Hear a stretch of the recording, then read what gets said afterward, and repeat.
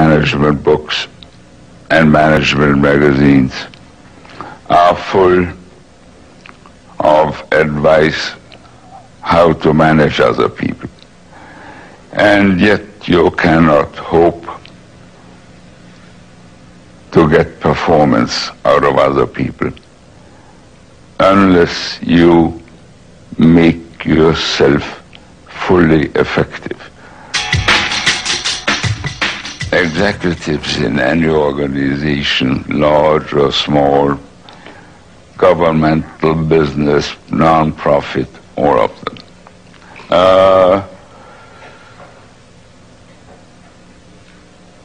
need to be seen as addressing themselves and working themselves on the key challenges. And so the next step in being an effective executive is to think through.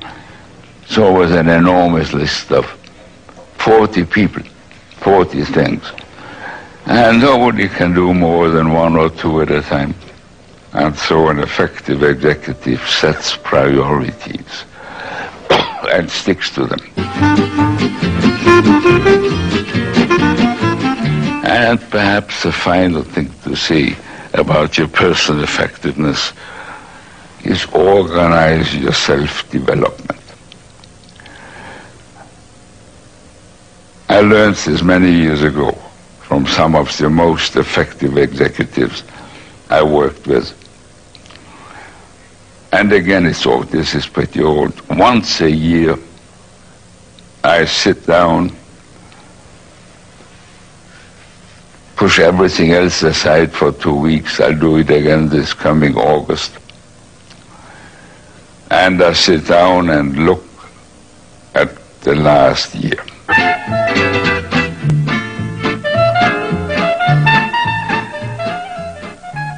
So spend time on people decisions. We know how to make them.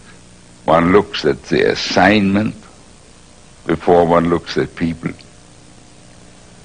And one looks at the performance of a number of people. And this is particularly important in the family company.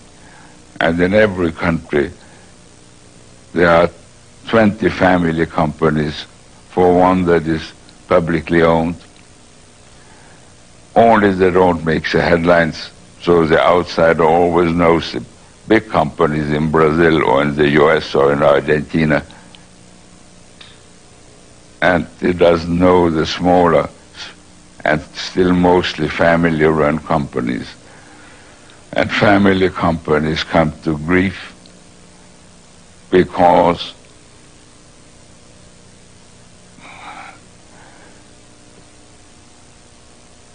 they run the business for the family, and the family company, the family has to be run for the business.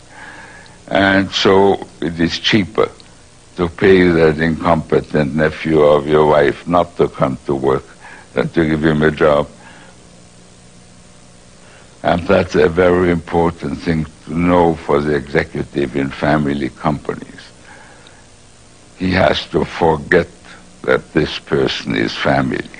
He has to look at the assignment and at the strengths of people and match the two.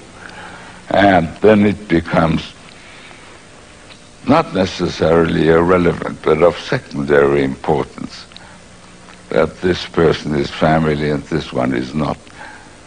The job comes first, or the family company won't survive. And to be an effective executive in an organization, you have to learn to be able to play two different roles. There's a great deal of talk today, maybe yesterday is already over the hump, about our moving out of the command and control organization. Yes and no.